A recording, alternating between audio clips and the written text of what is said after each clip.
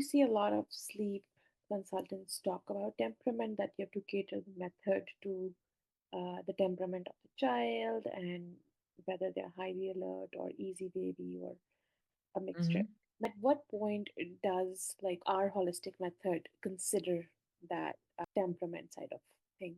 Thank you. Great question. In a holistic approach, there's never a separation. You don't ever exclude temperament in a holistic approach.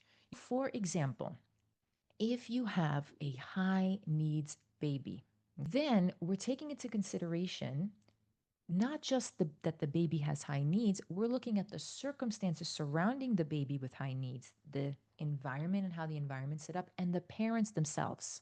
Do either of the parents have high needs? Is one of the parents more high strung, more anxious, more overprotective, or are both parents relaxed and maybe the baby's high needs because they've undergone medical conditions, they underwent a traumatic childbirth, and while the parents are very relaxed, the child has developed a nervous system that is very hyper, more in the fight, flight, or freeze, hasn't released that, hasn't gotten support for that. We have to take into consideration how much of that is from the natural aspect of the influence from their environment and their parents, but how much of that could be tied to a specific event.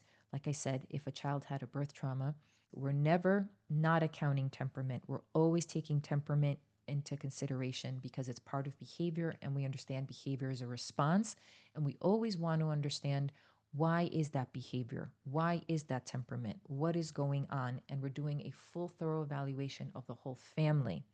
Whereas sleep training in general places the focus so much on the child and only the child that then it categorizes the child. Oh, there's a missing piece of that that would absolutely help us understand so much of the situation much more. Like, even in this case, imagine if we just focused on this child alone, saying, well, the child's refusing independence. And that's where our thought went to. And we didn't even consider the mother at all. Imagine how we would approach the situation very differently. Most likely, most people would be like, you got to just force the child to learn how to sleep on their own.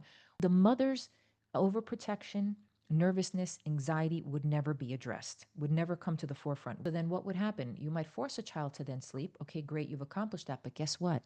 Her overprotection, her anxiety, all those other things are going to come out in another form or fashion to her child in a way that is not going to serve her child, or her is going to eventually come out. And then the child at some point will also have a sleep issue because there's only so much the body can take when they've learned to sleep independently, where they're going to have another emotional issue that's going to disrupt sleep, where it builds up enough and there you go. And then we revert back.